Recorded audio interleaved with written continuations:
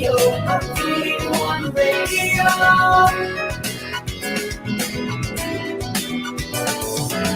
PERIODT Radio, PERIODT Radio.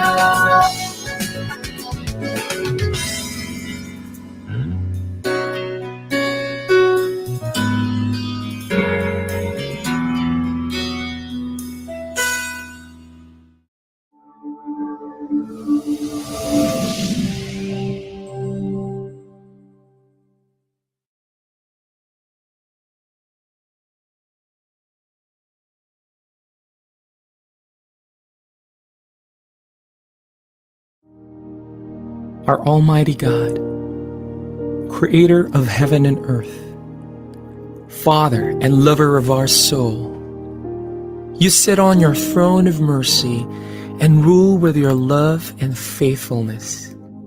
You are full of grace.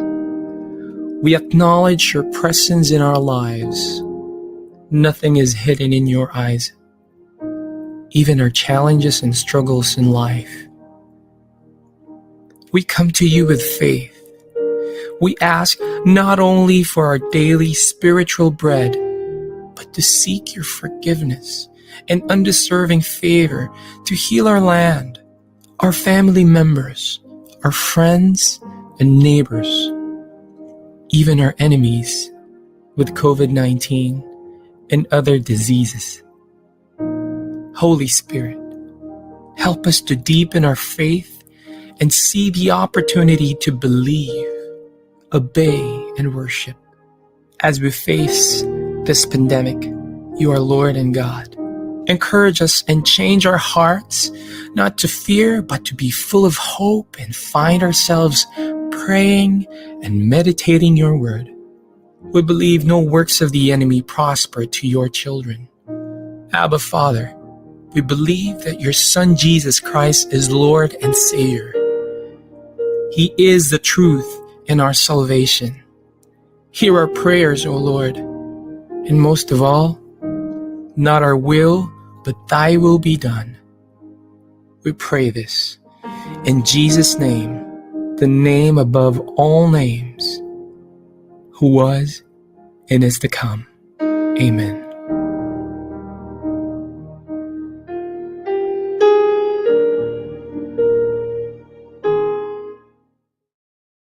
Naghahatid saya sa mga Pinoy, mga kanta at programang Tatak Pinoy. Napapanood at napapakinggan kahit saan ka man. Streaming worldwide. In South Manila, this is V81 Radio. Malayo ka man sa iyong pamilya, dito ay hindi ka nag-iisa.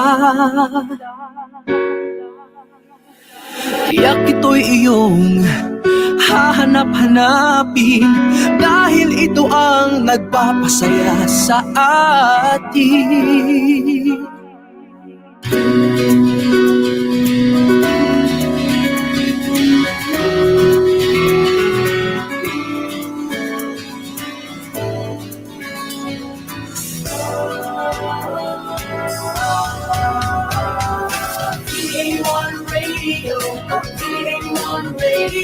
Ito ang radio mo, ito ang radio ko. PERIODT Radio, PERIODT Radio.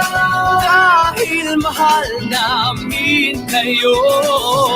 PERIODT Radio, PERIODT Radio. Para sa inyo ito, V81 Radio. Ito ang paborito ng bawat Pilipino. Basta all hits, all Pinoy, panalo. Merong kwentong iyakan at tawanan. Kahit nasaan ka man, ito'y mapapakinggan.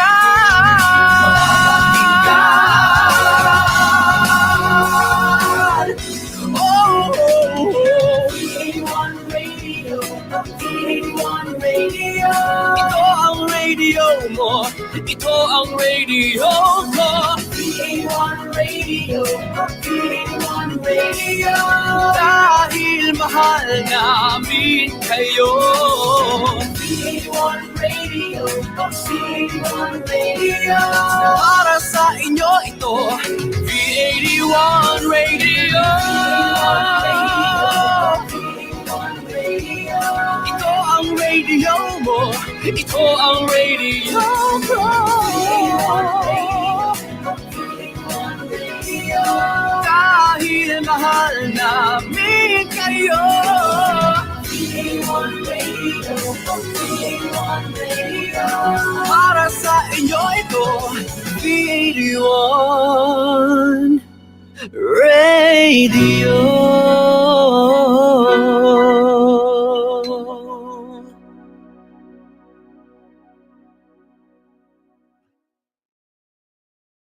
The views and opinions expressed by the host do not necessarily state or reflect those of the company and its management. Furthermore, the views and opinions of the guests do not reflect those of the host, the show, this station, the management, and the network.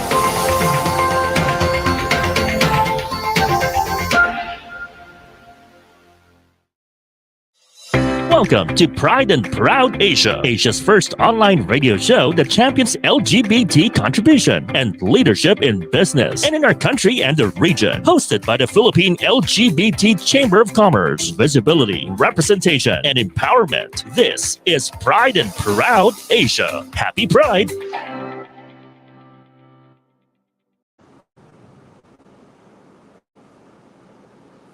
Happy Pride, everyone! So, magandang gabi sa inyong lahat. Isang maulan na gabi sa lahat ng nanonood. I'm Angel Romero and I'm from the Philippine LGBT Chamber of Commerce. And welcome to the third season of Pride and Proud Asia. It's our 34th episode already. And sobrang excited ako dahil itong episode nito ay very special to us. Of course, this show is presented to you by the Philippine LGBT Chamber of Commerce in partnership with V81 Radio Manila. So, I am your host for today. Wala lang ngayon si aking kapartner na si Joff, but I'll be your host for tonight. I'm also your equality advocate, your partner in LGBTQIA plus business, your power activista and heels, Angel Romero, and just to share with you in Pride and Proud Asia, we want others to see us more, hear us more, and of course love us more. Because as a community, madami pang kailangan i-discover ang mga tao tungkol sa LGBTQIA plus community. And we're happy that, we're on our third season at medyo pinagbigyan tayo ng V81 Radio Manila to extend, beyond just the first season. So samahan nyo kami ngayong gabi because it's a very exciting episode for me personally because it's very, very close to my heart. The topic is super close to my heart. Aside from, being in the chamber, I have also a lot of hats. We'll be talking about, being an advocate and being an activist. Ano bang diferensya nun? Is there a difference really? And pwede bang mag-exist pareho ang dalawang words na yan sa mundo mo? And just to share with you, in the chamber, we wanted to really highlight on certain pillars. So first is developing an inclusive workplace because we are in the business of business. We really want to make sure that we have inclusive workplaces. Second is, of course, we wanted to champion LGBTQIA plus leadership. So beyond the stereotype, ano pa ba ang mga roles na piniplay ng mga tao sa community or people of diverse GSC in the boardroom, in businesses. So yun din yung isa naming china-champion. And lastly is we wanted to share best practice, not just, here in the country, but across different regions. So if you're watching us live on Facebook or on YouTube or on our app, thank you for staying with us and thank you for, regularly doing this with us. Madami pang mga topics na we wanted to highlight. But for this episode, we really wanted to champion ang mga taong talagang nakikipaglaban at nakikibaka para sa ating community and for all, for everyone else, lagi nga nilang sinasabi is LGBT rights is human rights. At tama naman po yan. Dapat po hindi tayo nagdi-discriminate or hindi natin isinasangtabi ang ibang tao because iba sila sa atin or tingin natin iba sila sa atin. So, usually our regular segment is Rainbow News. But for today's episode, we wanted to really celebrate and of course, parang remember three great activists and advocates as well. I think who was really who were really talagang leading the way, lalo na mga bata din sila. So for the Rainbow News today, we wanted just to take a step back and just remember people who have really made a mark in the community. Part sila ng community natin, but bukod doon is they were also fighting for human rights. So for the Rainbow News tonight, if we can share lang siguro the three people. Tatlo lang yung mini-mention namin dito ngayon, pero sobrang dami din ang actually nawala sa atin at patuloy na nakikipaglaban for our community. So let's flash the Rainbow News and just remember these amazing leaders. So number one is we wanted to remember si Ryan Hubila, who was actually murdered during Pride Month in 2019. So if I may just read, ang storya naman niya is tumutulong talaga siya sa human rights.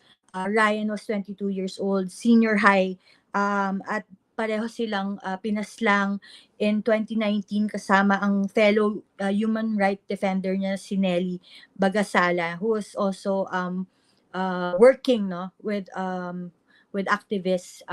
They were shot dead in Sorsogon, and we applaud kasi alam mo si Ryan, as I may not know Ryan, but I know I've read his story, his or her story, hindi ko sure kung yun yung tamang pronoun, but I've read Ryan's story and nakita ko kung gaano rin siya nakipaglaban for human rights. So we applaud and we celebrate Ryan Hubila, who was also with us for 22 years at nasa senior high siya. Ang pangalawa nating gustong i-celebrate is also si Lenny Rivas. Si Lenny ay isang lumad. Si Lenny ay also magsasaka at lesbiana, at siya rin ang actually tatlo sila yung pinaslang in 2021 together with Lenny's younger sister. So nakikita natin na madaming tao talaga ang kailangang malaman ang mga storya ng mga human rights defender natin. Especially si Lenny, lumad siya and nakikipaglaban din siya for the land. And base sa stories na nabasa ko rin is they were killed in their own, while they were tilling the land. So we wanted to celebrate and remember Lenny Rivas. And last but not the least, ito medyo close to home because siguro ang dami kong kaibigan din siya. I haven't met Chad, but malamang nandun din siya sa space na nag-exist ako. So Chad was graduated cum laude in UP engineering, and nag-volunteer siya instead of having a good career in engineering. Talagang iniwan niya lahat yon para pumunta sa bundok at turuan ang mga batang lumad. So volunteer work, volunteer teacher. So isa rin siya sa very vocal in terms of LGBTQIA rights. So we remember and we wanted to celebrate Chad Book. So silang tatlo, I think, ay kailangan nating tandaan at i-remember ang names nila because tatlo lang sila sa napakadaming LGBTQIA+ advocates and human rights defenders na patuloy na lumalaban sa sistema. So I think we all need to highlight different stories of advocates and activists. I know in the chamber it's really all about business, but I think there's also this need for, human rights when you do business. So pagpugay sa tatlong very very brilliant young leaders in our community. So yes, so that's our rainbow news for tonight. We wanted to make sure that it stays true kung ano yung topic natin, no, for tonight. So if you guys would want to help, madami ding organizations that can actually fit your set skill or yung inyong passion for helping others. So madami namang klase ng activism, madaming roles ang piniplay ng isang activist. But I remember in one of the United Nations, I think it was the celebration of International Girls' Day. There was this poet who actually did like a short piece on the difference of being an activist and being an advocate. So parang sinasabi niya is an activist daw is someone who speaks, no? And then the advocate naman listens, and one cannot exist, without the other. And you can be both, no? You can be an activist and you can also be an advocate at the same time. So in the chamber, we are advocate for, safe workplaces. We have a lot of programs this year that will help also our community as a whole. In 2018, we did the Corporate Soji Diversity and Inclusion Index. So it actually measures or, measures the inclusivity of the 100 companies that we interviewed. And based on our study or based on our initiative, yung CSDI nga, we've learned nga that 0% of Filipino owned companies, wala pa rin talaga silang policies in place. So in this year, we're doing another initiative, which is naman focusing on government. So looking at government and local government units, institutions, and see if, meron din silang policies in place. We're going to roll that out. It's called GSDI then. We're going to roll it out this year, interviewing different local government units and officials. Because nga, as we've said, no, we have to make sure that yung mga espasyo kung saan tayo magbe-business is safe and accepting of us as a community. So, ikaw, kung business owner ka, gusto mo rin naman mag-business sa isang city or isang lugar na pareho ng pinaglalaban mo. So, making sure that it's a safe place for your business and for the community. So, abangan nyo po yan. Isa yan po sa mga highlight ng projects namin this year. We also have a certification. It will be also in the works. Well, it's currently in the works, so we're doing that. It actually certifies naman businesses. So coming from the businesses na hindi inclusive, we go in and help them reach their goal by doing workshops and then guiding them towards that path, no, that road to inclusion. And we will be giving certifications kung sino yung mga naka-check na madami. But it's an ongoing process. Hindi naman one-time thing yan. Because you need to actually evolve. Ang dami ding mga kailangan pag-aralan. So before we actually go deeper into our episode for tonight, ako i-share ko lang that I consider myself both an activist and an advocate. In the chamber, I think I'm more of an advocate because I listen to business owners, I listen to executives, I listen to the sentiments of the community when it comes to business. But my other hat is, kasi rooted naman talaga yan lagi sa human rights. So I think it comes from a place na talagang dapat tingnan mo yung tao as tao. So I feel that in that space I am an activist because I want to speak out for those who cannot. I need to I want to and need to march for those who can't march. So alam natin yan every June, 'di ba? Lagi tayong nagmamarcha for Pride because Pride is really a protest. Hindi naman siya nag-start lang sa party-party. Pride is a protest. It started in Stonewall in New York.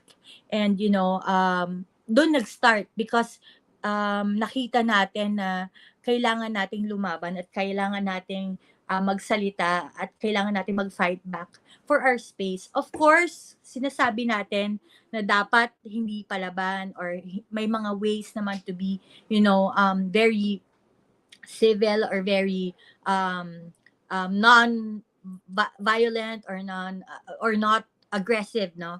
But I guess it's more of us taking a stand, making sure that no one is left behind. Yun naman yung lagi nating dapat iniisip. And I think also that it's really good that a lot of people now are speaking up and making sure that their voices are heard. I always say at the end of the show, it's take up space because we imagine a world that we don't have to take up space or we don't have to fight for our rights because it's already there. No, parang ang perfect ng world na yan and malayo pa siya. There's a lot of work to be done. Here in the Philippines, until now, yung SOGI bill hindi pa rin pumapasa. It's been like 21, 22 years and it's still there, no? I think merong isang senator that's proposing another bill. But let's see, no? Pwede din nating pagkwentuhan yan later. But the main point of this episode is to really champion people and their people who are brave enough to speak up, to speak out, to be out there, to rally for our rights. And yun yung mamimit natin later, dalawang magagandang tao na talagang is trying to change the world and taking up space. And they're young. And I saw their profile and kilala ko yung isa. And I know na ang dami pa nilang pwedeng mabago sa mundo. It doesn't have to be, being out in the streets. You can do your own advocacy or activism in your own little way. Hindi naman kailangan kang magmarcha palagi, no? Madaming ways to do it. And later malalaman natin kung ano pa yung mga ways to do it. I think kasi ang maganda dito is that a lot of the advocates and activists that I know are part of the community at nakakatuwa na hindi lang nila pinaglalaban ang aming karapatan, no? Pinaglalaban din nila ang mga karapatan ng mga lumad, pinaglalaban din nila ang karapatan ng mga people with disability. So madami siyang intersections, hindi lang naman tayo iisang facet, no? We have a lot of hats, we have a lot of roles in our lives. Hindi lang naman tayo dapat tinitingnan sa ating gender or sexual orientation or dapat beyond always beyond our SOGI SC. So very exciting. Alam ko kanina sa Rainbow News medyo parang malungkot yung balita that we've lost a lot of great minds and young leaders in the community. But this episode, we want to appreciate people like our guests for later. But yeah, I hope that you stay tuned. And before we do a quick break, would like to also applaud. Also, again, would like to thank V801 Radio Manila for making sure that we have a space to share our advocacy, to share to the world kasi ang dami nang naaabot ng program na to kung ano ba ang chamber, ano ba yung mga programs namin. And also the community, no? Every week may mga bago kaming mga bisita na talagang maa-amaze ka sa mga ginagawa nila. Not just for the community but for the whole country or even the world, diba? So ang daming storya na kailangan pakinggan at madaming boses ang kailangan pakinggan. So let's do a quick break and then we'll do the introductions to our guests and then we'll have that conversation. So happy Pride and we'll see you in a bit. We'll be back shortly. This is Pride and Proud Asia, only here on V81 Radio, Manila.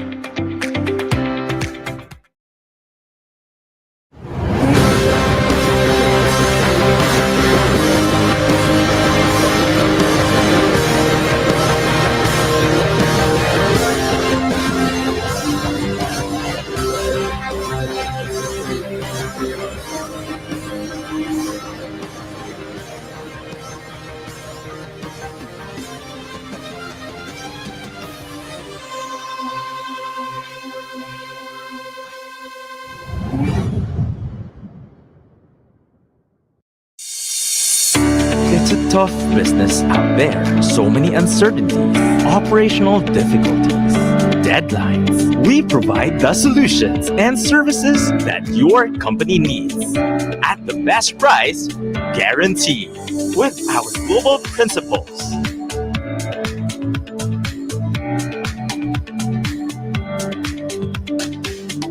And experienced partners, we bring solutions to your current and future business. Inolution, supporting your business as always.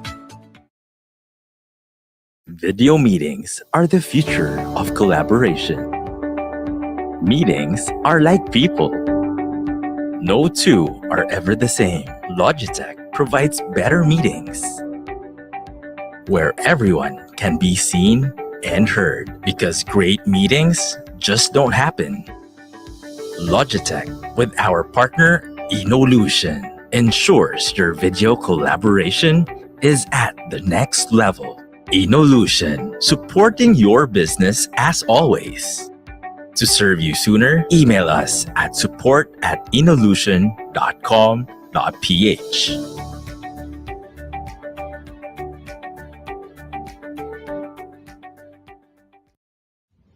Are you having a hard time monitoring your workers' performance? Do you have times where you feel you need to help your employees? Voiso offers a real-time dashboard where you can monitor their calls in real time, like putting their calls in whisper mode, which lets you talk to your employee to give them assistance without their clients knowing it. Hey Marty, tell him that the subject matter expert will take it from here.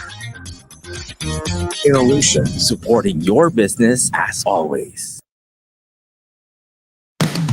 Get into the treasure trove of undiscovered music through Napalm, your new all-Pinoy alternative music. Whether it's rock, metal, reggae, soul, or pop, we have it covered. Napalm features upcoming Pinoy artists and musicians, hosted by Lace Jimenez and Thunder God Bernard. So sit back and relax and enjoy Napalm, only here on V81 Radio, Manila.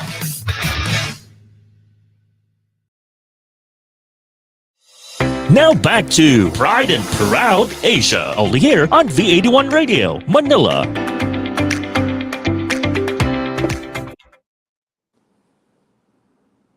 We're back. So happy Pride, everyone. Again, for those who are just tuned in and nood lang sa amin, I'm Angel Romero. I'm from the Philippine LGBT Chamber of Commerce. My pronouns are she, her, at siya.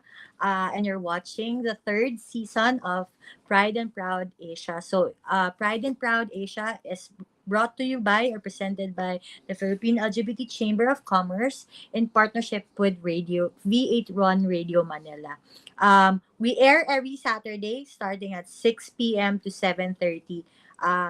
Usually may kasama ako si Joff, but for now, ako lang muna. So, hindi ako sanay na magsalita mag-isa. So, I'll introduce my guests for tonight.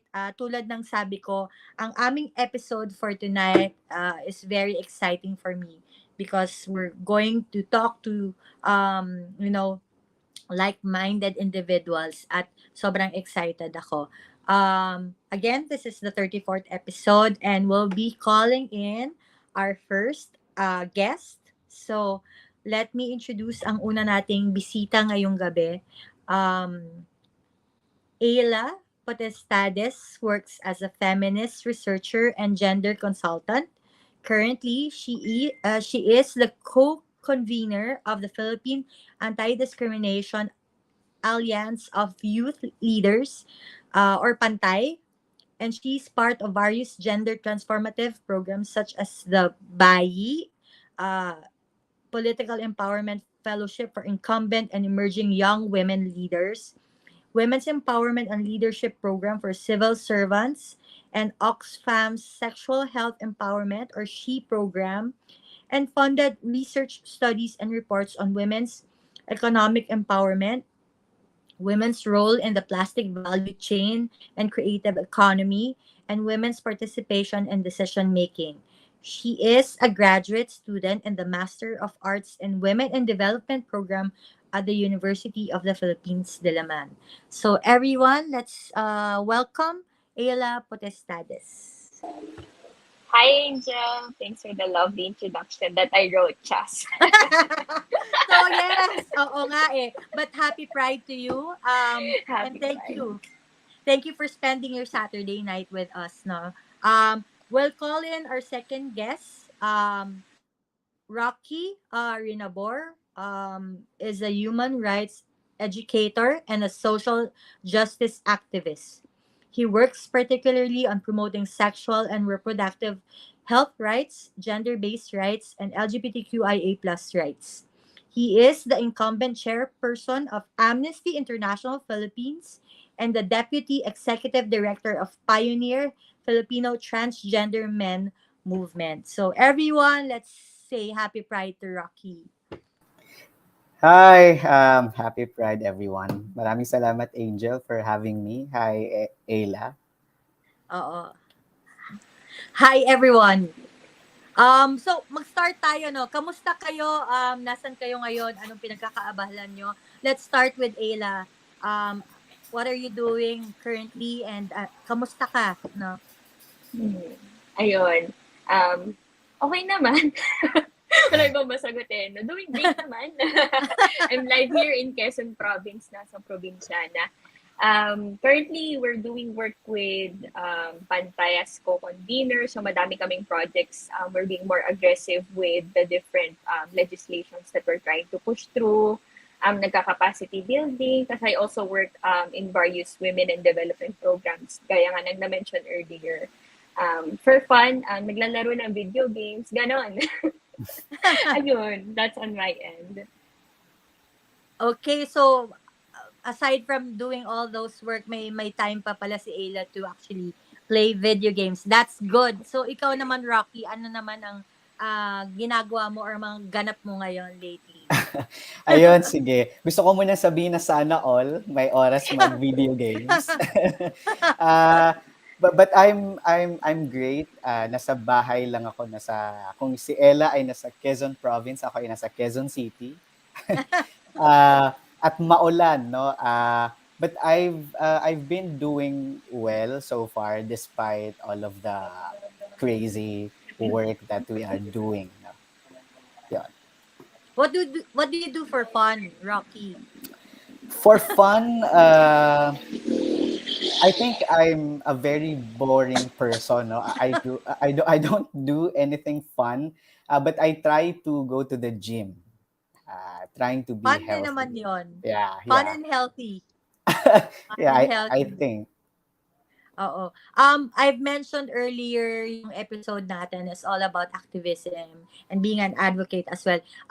Siguro 2 questions ituhog na natin diretso. Do you consider yourself an activist or an active advocate? And sa inyo, ano yung personal definition nyo of those words?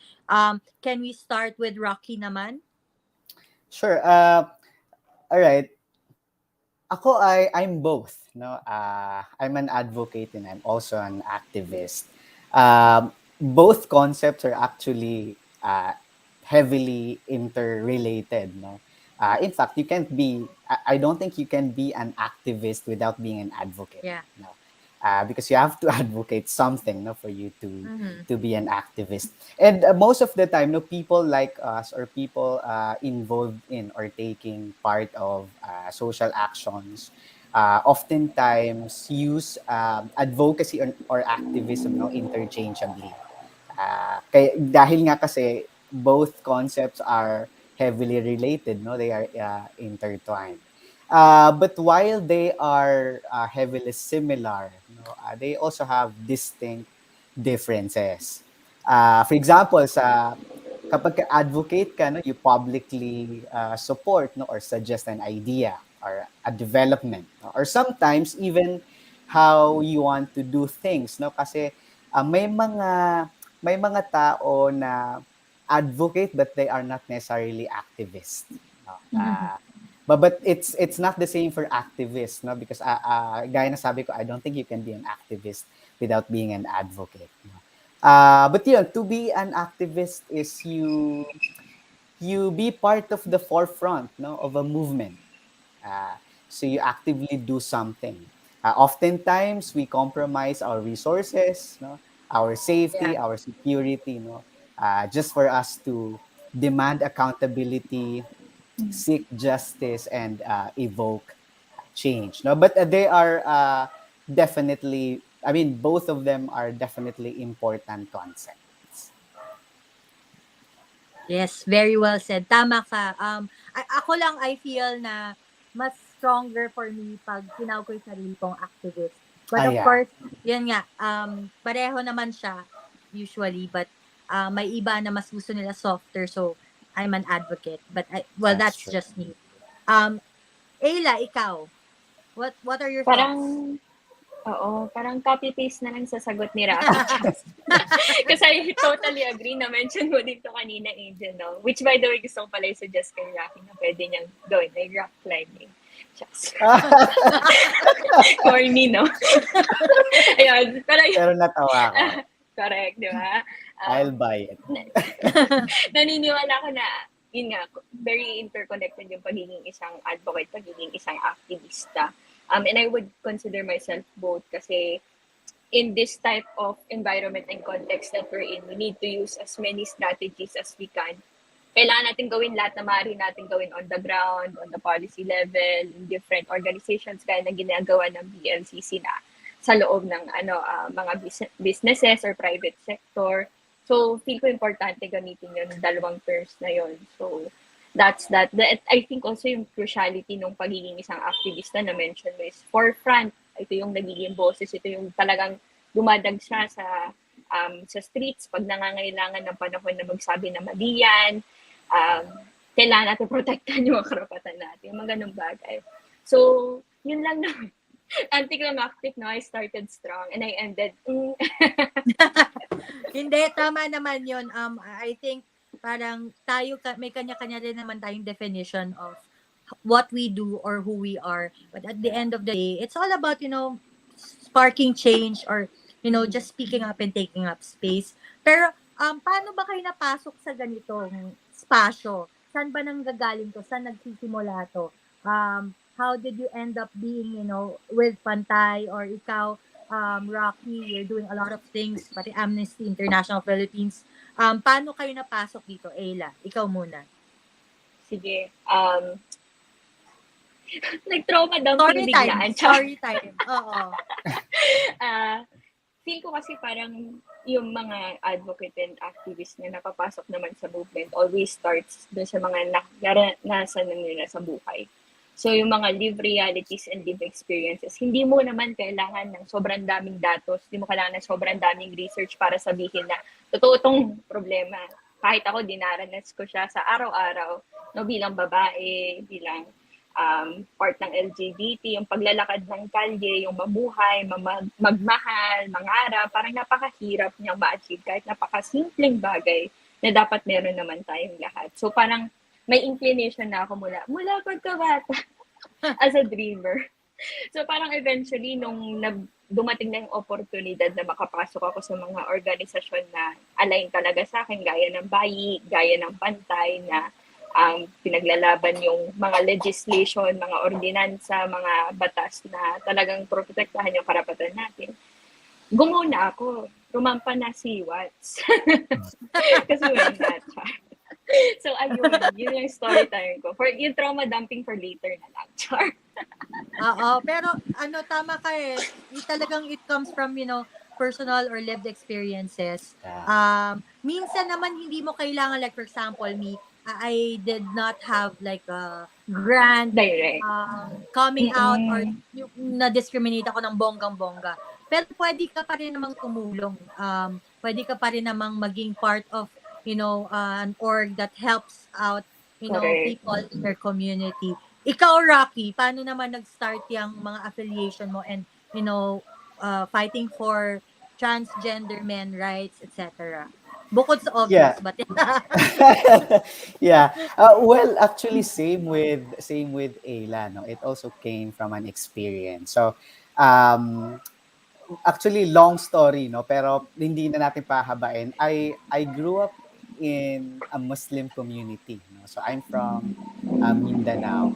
At yung community namin ay very, of course, traditional, no, very conservative, very patriarchal.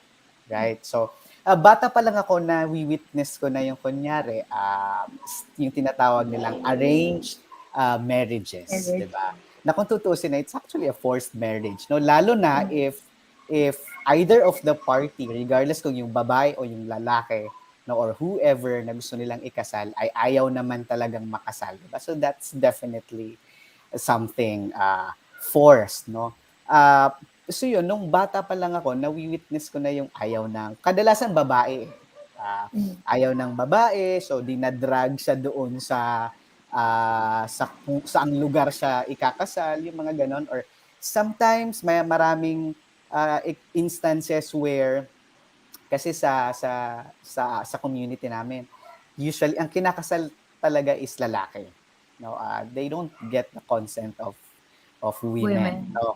Oo. I think ngayon in medyo nagiging modern din yung, or not really modern, but I think they are also at some point, no, may realizations din na teka, baka dapat tinatanong din muna natin yung mga kababaihan kung gusto nila, no.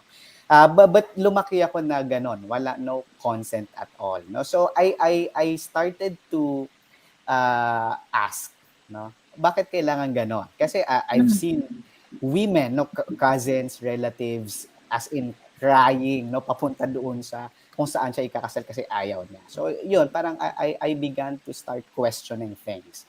And then nagsunod-sunod na hanggang sa ako mismo ay nakaranas ng different forms of microaggressions in my own community. So para naisip ko, I may not be, or maybe taga dito ako, but I may not belong here.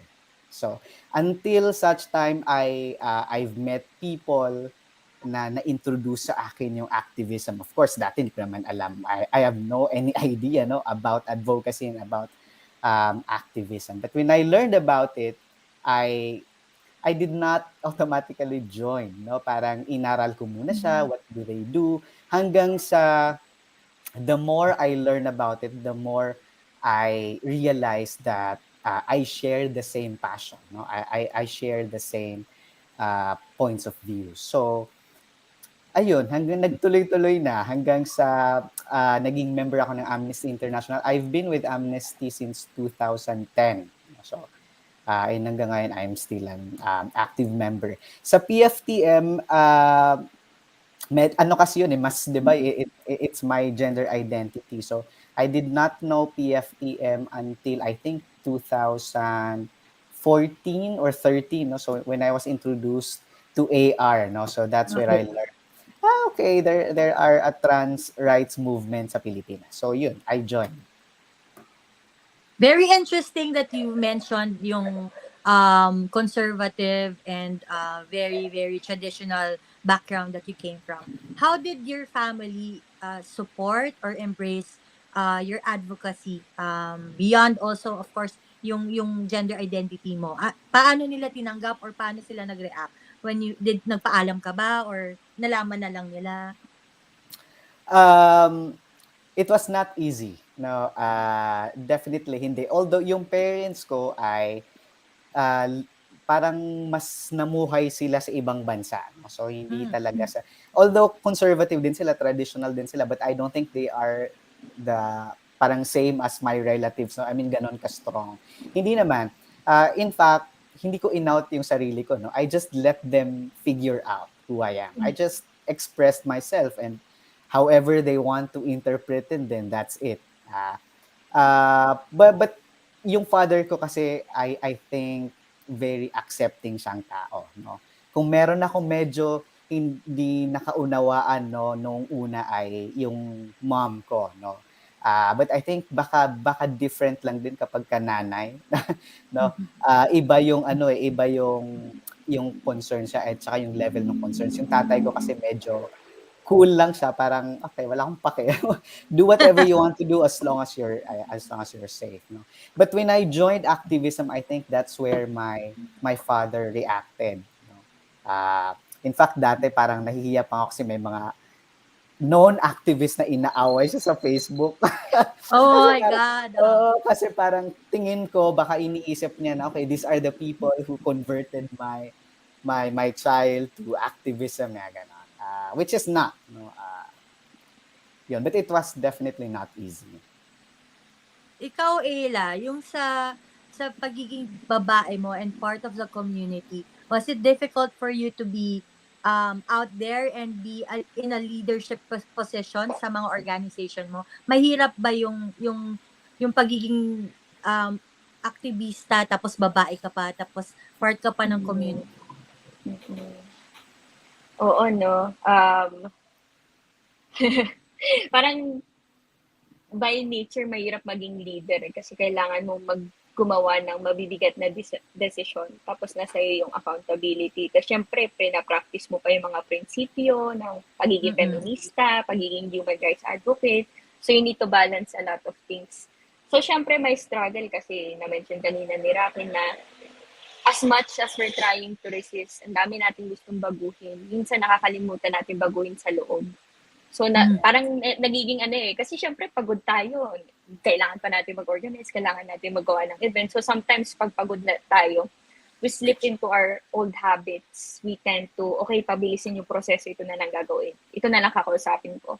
Okay lang naman kahit di marinig yung opinion, siguro pares naman din kami. So, sometimes may ganun na tendency na sometimes happens to me, na sometimes maybe ingrained sa ibang tao kasi yun nga, parang lumaki tayo sa paniniwala na tahimik ang babae, na baka ayaw niya magsalita kasi ayaw niya, mga ganong bagay. So, it's happened to me and I've probably done it once or twice to other people. So, may mga internalized, meron tayong mga kinalakihan. So, may ganong struggle, syempre nararanasan sa movement.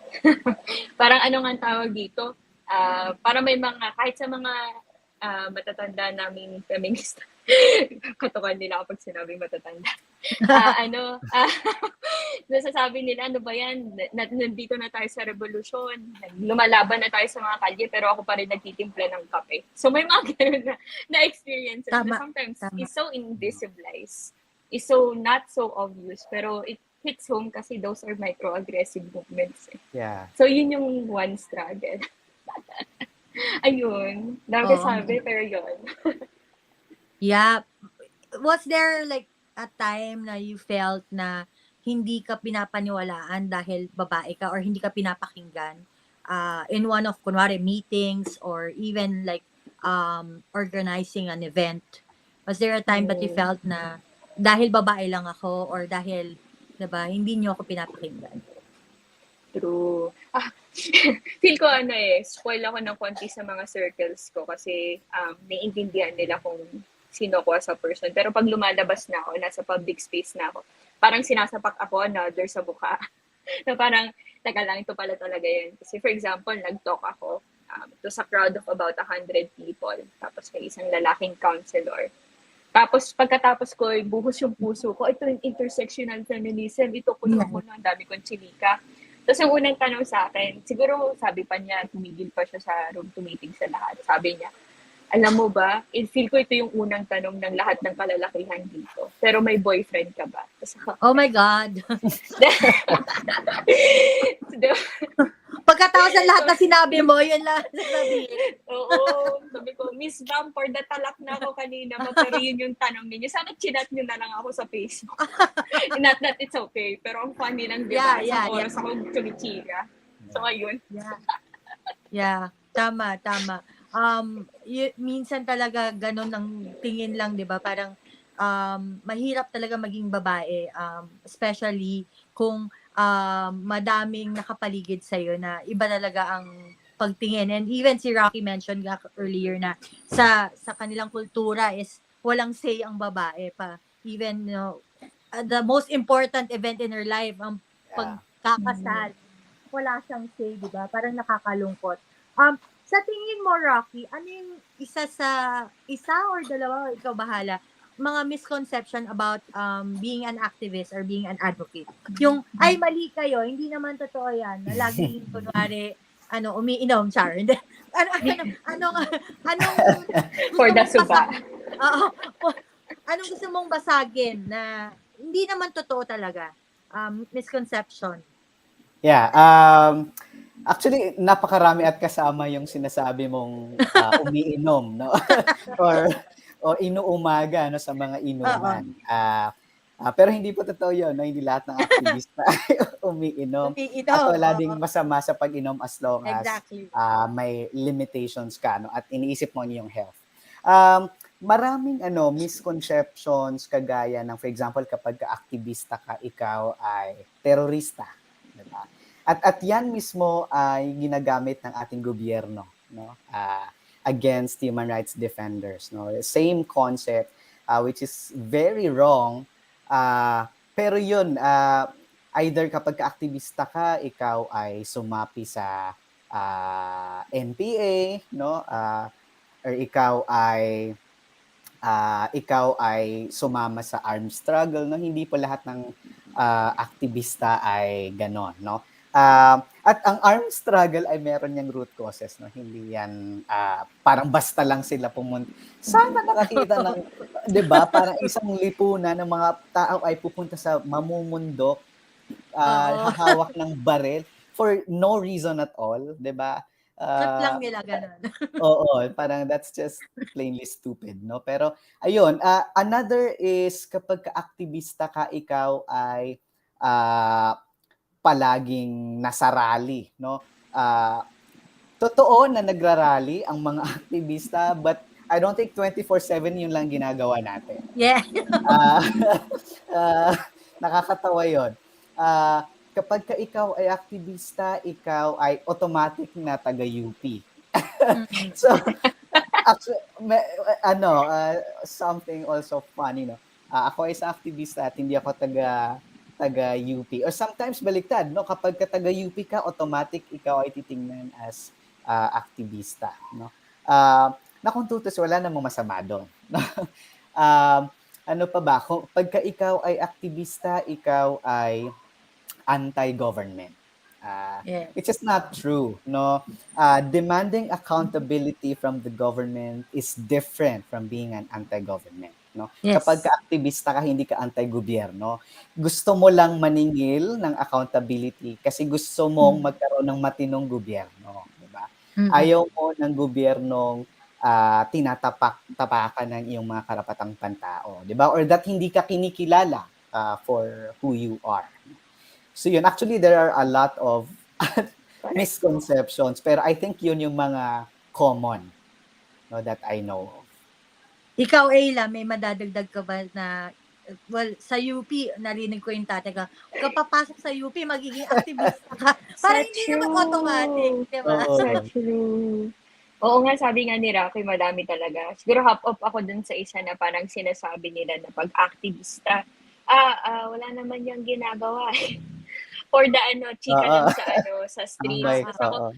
Mga mismang, kung titignan mo yung mga aktivista, lalo na yun sa di naman lalo, pero konting emphasis sa mga nasa labor force. Sabihin nila, tamad yan, nanghihingi lang ng 10,000 per month. Mga ganun bagay. Parang ito yung mga tao na naghihirap talaga araw-araw, na naghanap pa ng oras sa linggo nila para lang sigaw ng kanilang mga karapatan. So, hindi sila tamad. Kasi kung tamad ka, for the sleep ka na lang on a Saturday, di ba? Yes.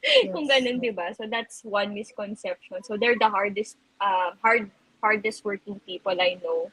Siguro yung pangalawa is yung activism is parang a new thought that just came into the Philippines na dala sabihin natin ng mga Amerikano. Pero hindi If you look at LGBTQIA plus activism, meron ng pockets sa history mula noon pa lang. Kumari, mga babae lang, di ba? Hindi natin akalain na, sa history, wala namang, meron genderqueer, bakla kung ano man yung terminology that fits with the identity that they had back then. Nag-i-exist na sila. Pagdating ng panahon ng martial law, meron na tayong student activists. Pagdating sa after that, nabuong UP Babaylan. So, in history, hindi siya bago. Pride has always been Filipino. It was probably named differently, but resistance was always there. So, it's not a new concept, the power of solidarity, paglaban yung karapatan natin, ito yung para sa atin, has always been there. Andun yung spirit. Ayun. I think babalikan ko yung sinabi kanina ni Rocky na hindi 24/7 nagrarally. Kasi like for example, Pantay, you work on, policy making or advocacy for advocating for bills to be passed or laws. So hindi lang kayo or hindi lang nasa kalsada. Pumupunta rin sa Congress, 'di ba? Pumupunta sa Senate, sa lobby din ng mga batas or minsan, like for example ako, sinasabi ko nga, hindi ko naman kaya laging magmarcha. So, I felt that I have to provide a safe space for my community. Nag-business ako. So, yun yung contribution ko para ipag-advance ang pagkakaroon ng safe spaces for LGBTQIA plus community. So, ganon, hindi lang naman siya isang dimension, no? Madami tayong ginagawa. At madalas nga volunteer work pa to, no? Meron tayong legit na work talaga that we do professionally, but we also have like advocacies na walang bayad na ginagawa natin to out of, the goodness of our heart. Passion, no? Passion and, love for humanity. Diba? Sa akin lang, parang curious lang ako sa inyong dalawa, sa organization nyo. Si Ayla is from Pantay. Ano yung pinaka siguro proud work that you've done with Pantay? And can you tell us something about, Pantay para rin makilala nila ang iyong org? Okay. So yung Pantay, it stands for the Philippine Anti-Discrimination Alliance of Youth Leaders. So we're really a network or alliance, a loose coalition of student or youth LGBTQIA organizations that lobby for local anti-discrimination ordinances. And we also lobby for the national level sa SOJ Equality Bill kasi we want the Philippines to know that the youth is also involved in this concern na yung karapatan natin ay dapat ding ma-recognize.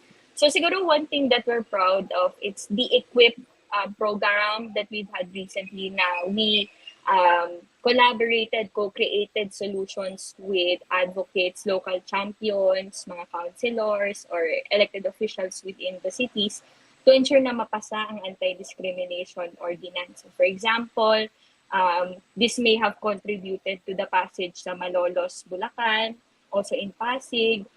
We've had champions inside also strategize, saka ma-ensure natin na yung boses ng kabataan na LGBT ay maririnig din. So yun yung isang very, very proud of kami. I think another thing that we're proud of is we've also helped student LGBT orgs to form. Kasi sometimes mahirap talaga yun sa espasyo ng state university, sa espasyo ng private schools, na mostly Catholic sa population ng Pilipinas. So we offer yung resources na kailangan nila, ano bang kailangan to form an org, ano bang supportang pwedeng ibigay namin, pwede namin i-train yung young leaders ninyo para ma-ensure yung sustainability ng org, mag-create ng systems, maging updated, mag-lobby sa loob ng sarili yung cities and municipalities. Kung ano man yung technical capacity na may offer namin. So siguro yun yung dalawang bagay na proud kami. Ayun. Wow, ang galing. Yan, pag-asa talaga ng bayan ang kabataan. Yan ang totoong-totoo. Ang galing ng ginagawa ninyo. And I feel na dapat nga yung end goal is talagang bukod sa national law is yung mga ADO dumami pa ng dumami. Ikaw, Rocky, kasi ang dami mong, may mga org ka na different. Ano yung mga proud ka na nagawa? And ikwento mo naman sa amin yung mga org that you're affiliated with. Yeah, sige. So, gaya ng sabi mo, no, I'm affiliated with different organizations, but I mainly work for Amnesty International Philippines and Pioneer Filipino Transgender Men Movement or PFTM. Si Amnesty International ay isang global human rights organization, no? Uh, Globally, we are more than 10 million members and supporters, no? Working or campaigning, no? For a world, no, where everyone sana enjoys human rights, no? Yun yung mainly ginagawa ni Amnesty. But ako personally, I think one of the proudest moments ko sa Amnesty was when we founded, no? Kasi ang Amnesty ay dahil nga may presensya sa magkakaibang bansa, yung meron tayo sa Pilipinas is the Philippine section, no? And under the Philippine section, there are regional groups, no, or regional formations. There are also local groups, no. Magkakaiba, may community-based, may school-based, no. Dahil ako ay nagtapos sa Mindanao State University, no, so it's in Marawi City. I co-founded Amnesty International Philippines MSU chapter, no. And it was a big deal because Marawi, as it is, ay, gaya na sabi ko, conservative siya, no, traditional. Although sa loob ng university, hindi naman siya predominantly Muslims, no? Kasi marami actually doon non-Muslims. In fact, I would say sa buong Marawi City, safe space namin ng loob ng university, no? Because it's where we can express ourselves. But kahit ganoon yon, no? Kahit masasabi namin na medyo UP alike siya, meron pa ring level of pagiging conservative, no? And I remember the first time I gave human rights education, no, or human rights orientation. It almost cost me my life, no? Kasi parang hindi, well, may mga groups for some reason, kasi it was supposedly a private event, no? And yung human rights education namin ay may karugtong na GSC orientation, no? Or LGBT rights. At ang usaping LGBT rights ay very sensitive na topic sa isang Muslim area, no? Kagaya ng community namin. It was supposedly a private event, no? But for some reason, I don't know, it came out, no? And then I was taken by a group of armed people, no, questioning me, bakit ako nagbibigay ng human rights education? Am I trying to indoctrinate students, no, inside the university, particularly Muslim students, no? Of course, it was scary as hell, lalo na at sila ay armado. Kahit pare-parehas kaming mga Maranaos, no, and we came from same community, apparently mga aggressive. But luckily, parang I was able to trace some parang familial relations, no, with other members of that group. So I was able to they released me, pero merong threat, no, not to do it again, diba? But parang wala akong I did not stop, no, it did not stop me. I resisted, I continued, no, the orientation. Sometimes I would feel I was surveilled, no. May mga pagkakataon na alam ko may sumusunod, no.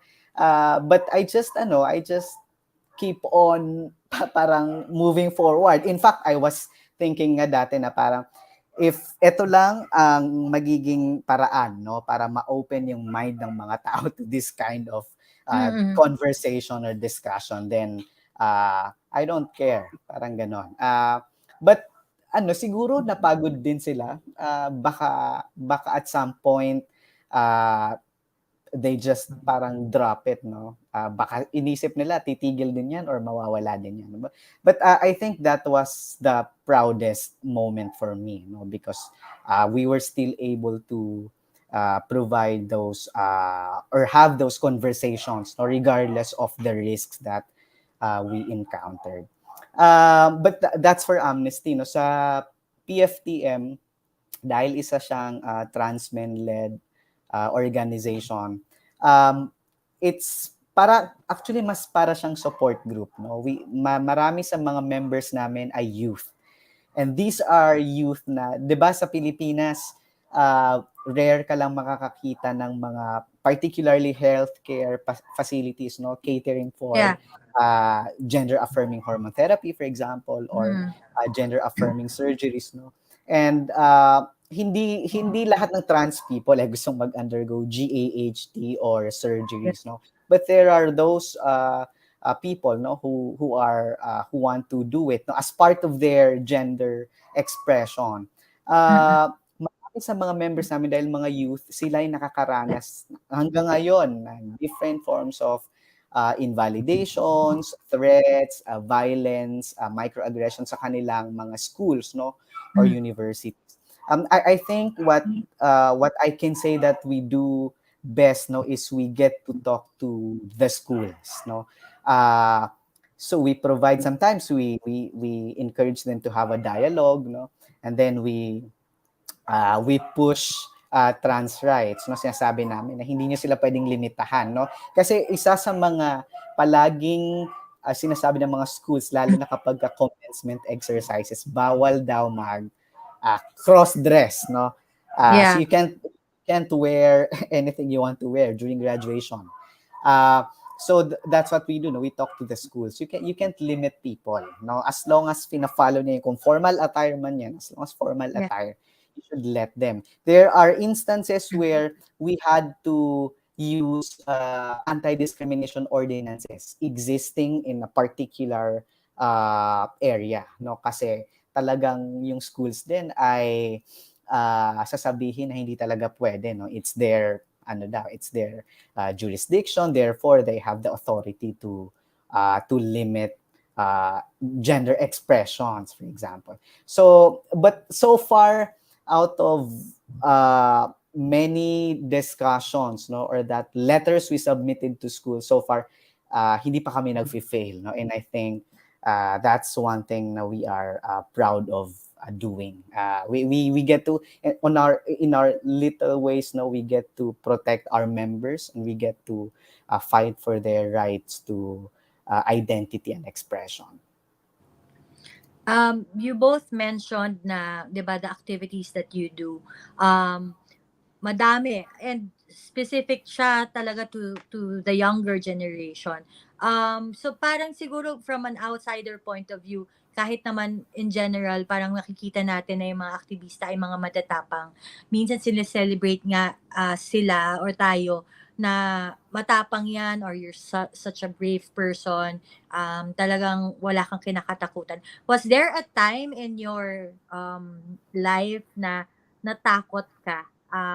Si Ayla muna, alam ko si Rocky, siguro natakot ka nung dinukot ka. But is there, another time in your life na parang natakot ka na, gagawin ko pa ba to? Parang nakakatakot na gawin. Ayla. Wala pa ako na-experience firsthand.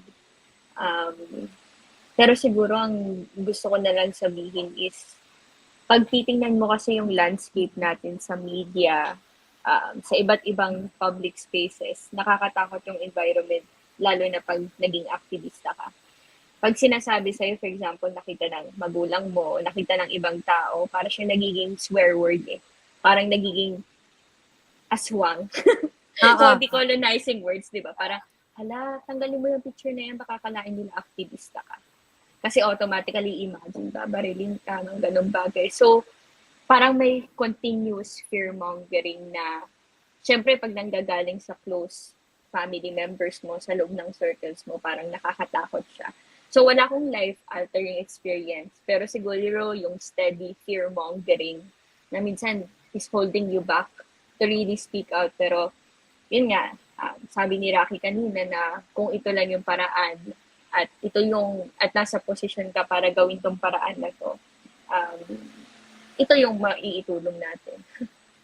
Ayun. Na-red tag ka na ba ever, or have you been bashed online, or may ganyan bang nangyari sa'yo, Ayla, in the past? Pag hindi pa naman masyado, very careful as a person. Kasi ang hirap din, parang, siguro this is something that I could explore. Kasi pagdating sa social media, hindi ako masyadong ma-social media in general. Hindi ako masyado ma-Facebook, ganong bagay. Like, I like to keep to myself. So, hindi ko pa siya na-experience talaga. Yung red tagging, very, very light lang. Ano ibig Very sabihin ng light light lang. through? From certain officials na magwa-warn sa akin, gano'n. Hindi pa yung directly. So, I can't speak firsthand. Pero, yun, naririnig ko from friends and threats that they've experienced. Ikaw, Rocky, meron ka bang parang meron kang time na parang gagawin ko pa ba to? Or binash ka or na-red tag ka because of certain activities or things that you do for the movement? Yeah, lalo na nung in the past years, no, we all know how we were, no, lalo na Yeah. nag-start yung pandemic. And mere discussions doon sa sa mga online news, sa Facebook, for example, and Yeah. you would engage through the comment section. Ito troll ka na, no? So, i-check nila yung profile mo, magsisend Yes. sila ng basta ang daming messages, no, red tagging you. I would say some of those actually ay mga government affiliated people, no, kasi you would know sa mga profiles nila. But yun, it's very, I think dito sa Pilipinas ngayon, no, lalo na ngayon, if you are a human rights defender, no, you would likely be red tag, no. For example, yung nangyari kay Walden Bello recently, di ba? Yeah. 'Di ba? May yun may chilling effect yun for human rights defenders. Like, so ngayon people are thinking, should I still say this, no, or should I still Yeah. express my thoughts or my views, no, kasi I may be parang penalized for it, no. So talagang gaya ng sinabi ni Ayla kanina, talagang under threat, no, yung right to speech and express ngayon sa panahon, lalo na dito sa Pilipinas. So I think it's inevitable, no, lalo na if you are out in the open and you are an activist, you will likely experience red tagging. Pero what keeps you going? I mean, alam mo na may mga ganito, and as you've mentioned, in the past years, we've had terrible experiences because of leadership, diba? Meron pang anti-terror law. So, what keeps you going, Rocky? Bakit ginagawa mo pa rin to hanggang ngayon? You mentioned 2010 ka pa nasa Amnesty. So, bakit nandito ka pa? Siguro balikan ko yung sinabi ni Ayla kanina, no, na ang Pilipinas historically hindi bago sa atin ang activism, no. In fact, our ancestors, no, fought hard, no, against colonizers. Those are forms of activism, no. They were human rights defenders, no. They were fighting for our self-determination, no. So what keeps me going is naniniwala ako na evil will never triumph, no, against goodness. Kailangan lang na meron pa ring nagpupush, no, ng boundaries or ng barriers. Meron pa rin magde-demand, no, ng accountability. Meron pa ring maniningil, no. Otherwise, matatalo tayo, no. And siguro kung hindi natin may experience ang isang maayos na society in our lifetimes, we owe it to the future generations, no? Yes. Kahit sila man lang ay makaranas ng malaya at safe na bansa, safe na environment. Yeah. Ikaw, Ayla, sa Pantay, di ba, ang dami nyo ng ordinances na naitulong na ipasa and tumutulong din kayo for the SOGI bill. Nakikita mo bang magsa-stop ka? Meron ka bang, hindi, pag napasa na 1,000 plus or whatever, or ano yung nagpapatuloy-tuloy sa'yo na I will stay on, I will make sure na buong Pilipinas, pag pinasabay yung SOGI bill, titigil ka na? True. Pag tegisor na ako, ma'am. Char. Ems. Ay sa akin kasi maganda syempre yung konsepto na sana we cease to exist. Sana yung work na we do would cease to exist. Maging hindi na tayo kailangan sa panahon na maging progressive na talaga ang Pilipinas. Pero we know it's a long shot, it's a long run. And I think the thing that keeps me going is everything that Rafi said. For the copy paste talaga si Ma'am True. Plus, I think it's the solidarity that I experience with people. There are many challenges. So parang sinasabi ko nila, it's so easy to slip into habits na, mas madaling magganto na lang ako, malaki pakikitain ko, Ems. Mga ganung bagay, di ba? You have the talents, you have the skills. But it's people that you're with. It's the people that you fight with, that you resist with, that keeps you going. Kasi you're there for each other, the support system is there, you face the same collective struggle, at isa lang din yung pinaglalaban natin. So, sabi na sa chat, for the shout out to my friends in Pantay, pinaiba ko lang talaga yung question sa kanya, Ems. Sina Jake, sina Edel, sina Rai, sina Vince. It's really them being there, knowing the fact na we'll be with each other until in such time na mapaglalaban natin at na mapaglalaban. So that is when tagi na kami lahat. Yan, so, inspirational. Pero bago tayo mag-commercial break, gusto ko lang rin sabihin na hindi kailangan mangyari sa'yo para maapektuhan ka. Yeah. Like for example, I just watched yung Blue Room sa Cinemalaya and madami akong comments na nakikita na privilege kasi yung mga bata. Kaya na-experience nila, naging advocate na sir, naging activist. Actually, ang lesson doon sa pelikula na yon hindi nga kailangang makulong ka or hindi kailangang maapi ka para tumulong ka. Kaya nga parang minsan frustrated ako sa mga taong nagsasalita lang dahil apektado sila. Pero nung hindi nangyari sa kanila, dead ma lang, diba? Yung mga artistang nag-register lang dahil nawala ang ABS, diba? Yung mga salita lang dahil nakapila sila. Oo. So, ang hirap kung ganun yung pagiging selfish, no? Na kailangan mo pang pagdaanan ng mga mahihirap na bagay para lang magkaroon ka ng pake. And I think mas matindi yung pagiging apolitical versus sa mga taong very, 'di ba, parang very diehard sa idol nila. Mas sa akin mas kadiri yung apolitical kasi wala ka talagang pakialam. So, so let's leave it at that at magbe-break lang tayo. But happy Pride everyone. We'll see you in a bit. You can do your banyo break if you want. We'll be back shortly. This is Pride and Proud Asia, only here on V81 Radio, Manila. Big Media is all about life's journey. Yung mga yun, mga bata pa sila dati nung nakakasama ko sila. So ngayon, sikat na sila. Kaya. In digital. Entertainment. Maraming salamat po na nabigyan nyo kami ng opportunity. Information, story, inspiration, and experiences. Whenever, wherever you want, welcome. Join us as we push the boundaries of possibility here with Big Media.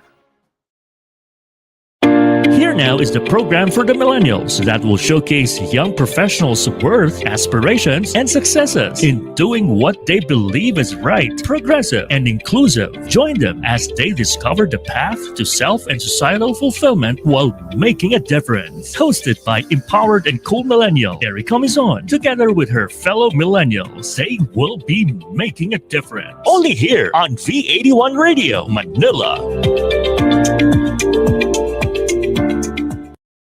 Video conferencing has never been crucial to your business than ever before, whether it's work from home or remote work collaboration. Productive team meetings are crucial to your business success. So whether it's for personal use or from small to medium to large conference meeting rooms, Logitech has the right solution right for you. With our partner Evolution's track record of responsive service, you can be assured of reliable and effective video collaboration all the time. Evolution, supporting your business as always. To serve you sooner, email us at support@evolution.com.ph.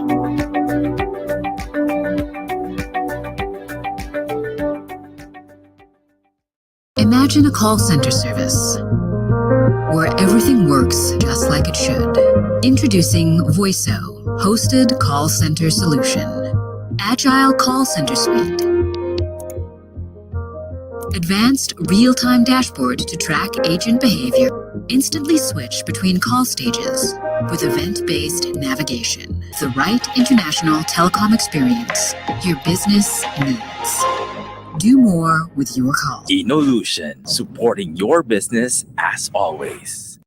Are you looking for a solution to address injuries using an advanced, non-messy method? EverCryo is here for you. A good way to address injuries and inflamed muscles. EverCryo. Introducing the medical treatment for a range of physical alignments. EverCryo Compression Therapy System. A system that is easy to use. Quick and easy to set up for fast relief from pain and quicker recovery from injury or surgery. Perfect for anyone who experiences frequent pain or inflammation in a certain area of the body. Wrap on and get some cold compression therapy. EverCryo, an innovative therapeutic system to heal comfortably, less the mess.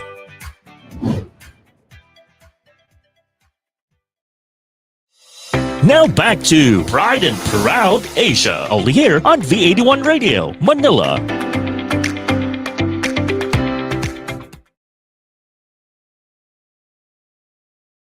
Okay, hi everyone, happy Pride. So welcome back to our show again. You're watching Pride and Proud Asia.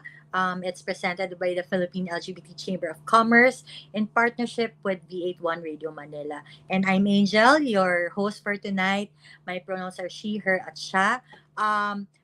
So before we pull in our guests back, we'd just like to remind everyone that Pride doesn't end in June. So para sa mga companies or businesses, we are asking you to practice to commit to Pride every day. Anong ibig sabihin yan? Hindi natatapos ang Pride sa pagpapalit ng logo nyo sa mga company sa Facebook or ang pagkakaroon ng rainbow flags, no? Pride should happen every day. So mula January 1 to December 31, dapat lagi nating inaalala ang ating mga kapatid sa LGBTQIA+ community. Bukod doon, we'd like also to share with you that if you want to have your stories or someone featured on the show, just email us and we'll be happy to invite you. We have our website on the screen. You can contact us. Pwede nyo rin malaman mga aming different projects at we're all on social media, Instagram, Facebook, LinkedIn, and of course our email. So if you have stories that you want featured on the show, just email us. Also on Pride and Proud Asia, we also have an email kung gusto nyo diretso. You can email us also there. But yeah, before we actually call our guests, gusto lang natin pasalamatan ang mga sponsors natin. At alam natin na pandemic pa rin at malaking tulong yung mga ganitong platforms, no? Video collaboration is more than just a trend. It has become an important part of every business operation, whether you're doing online or meetings with your entire team and customers. Everyone's voices and ideas need to be heard and seen. So with Logitech's video collaboration solution, you're getting the very best for your business. Please reach out to support@inolution.com.ph for all your business needs. At alam natin, pagod na pagod tayo sa sandamakmak na meeting, lalo na sa mga mature na tao. So magkakaroon tayo ng mga body pains and mga inflamed muscles. So kailangan natin ng katulong to make sure na ginhawang-ginhawa ang pakiramdam natin. So EverCryo Compression Therapy System will help you experience an easy and non-messy system to treat all of your physical ailments. So there we have it. Third season na ng Pride and Proud Asia. Maraming salamat, V81. You can reach out to us again But you can always watch the replays of the show via Facebook and YouTube. Just look for V8 Run Radio Manila. Meron din silang Amazon On Demand. Meron ding website. And then you can download the V8 One app. And you may contact Pride and Proud Asia at prideandproudasia@gmail.com. This show is presented to you by the Philippine LGBT Chamber of Commerce.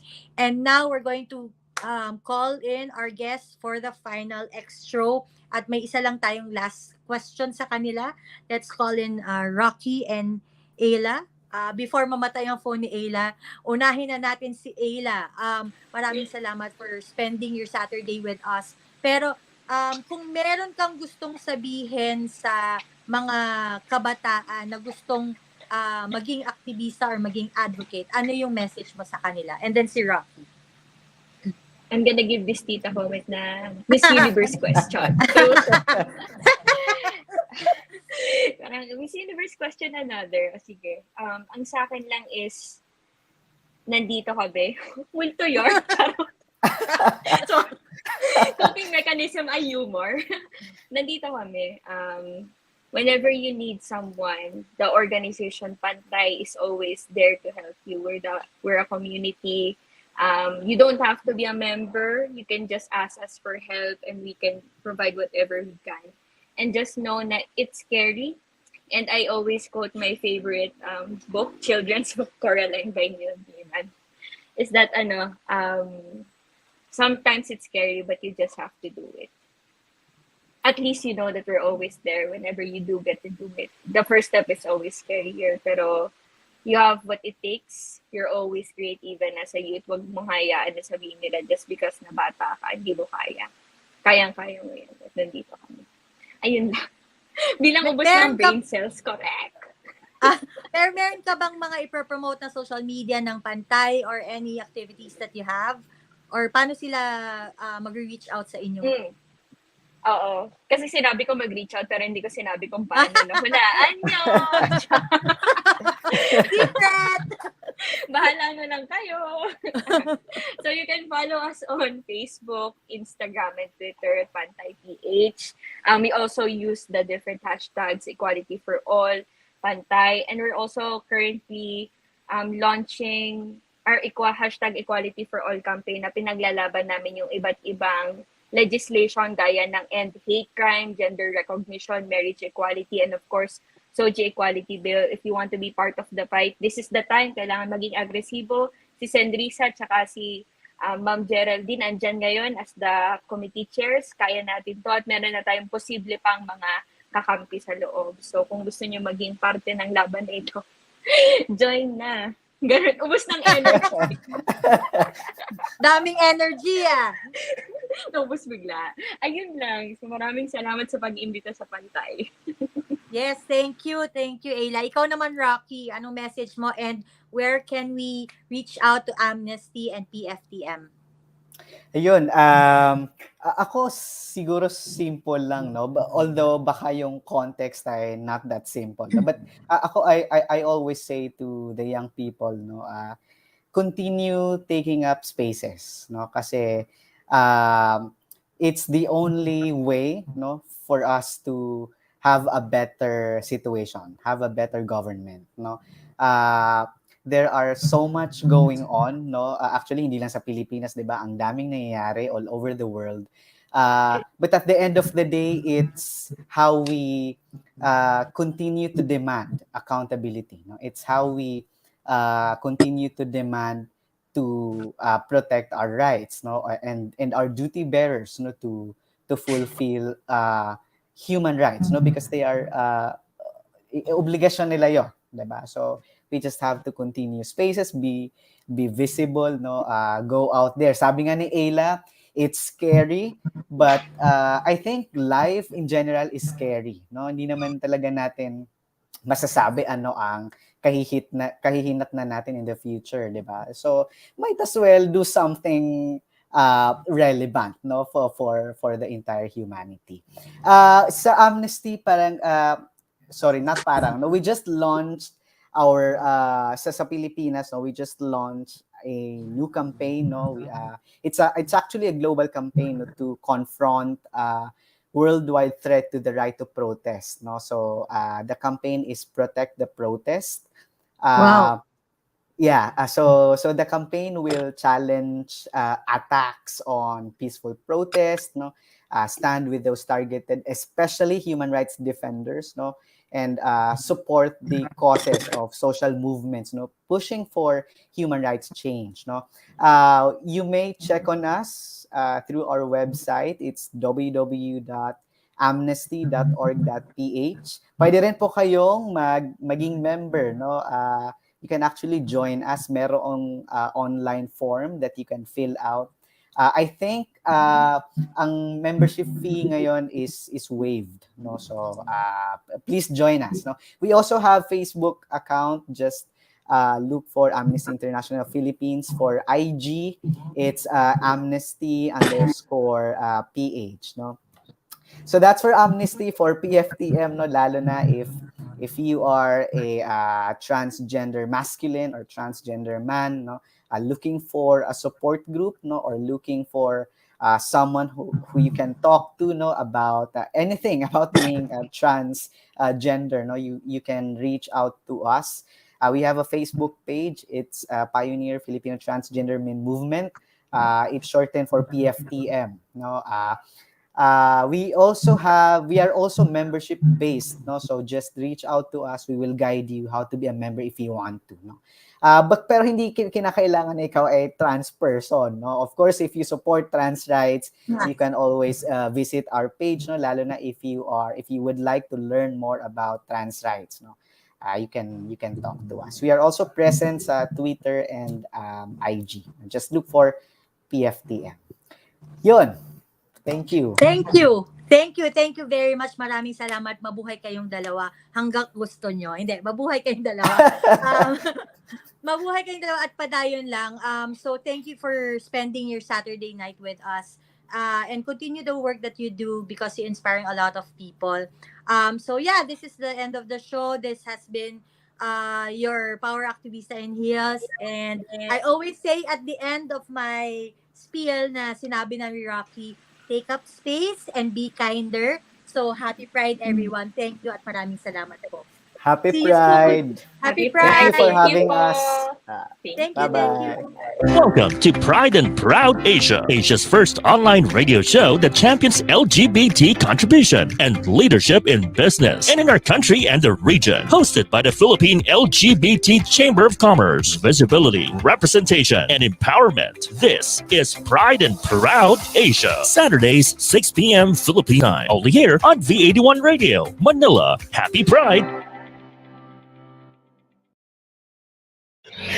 Tunog Pinoy, Tatak Pinoy, your all hits, all Pinoy digital radio station in South Manila. This is V81 Radio. Ito ang paborito ng bawat Pilipino. Basta all hits, all Pinoy, panalo. Merong kwentong iyakan at tawanan. Kahit nasaan ka man, ito'y mapapakinggan.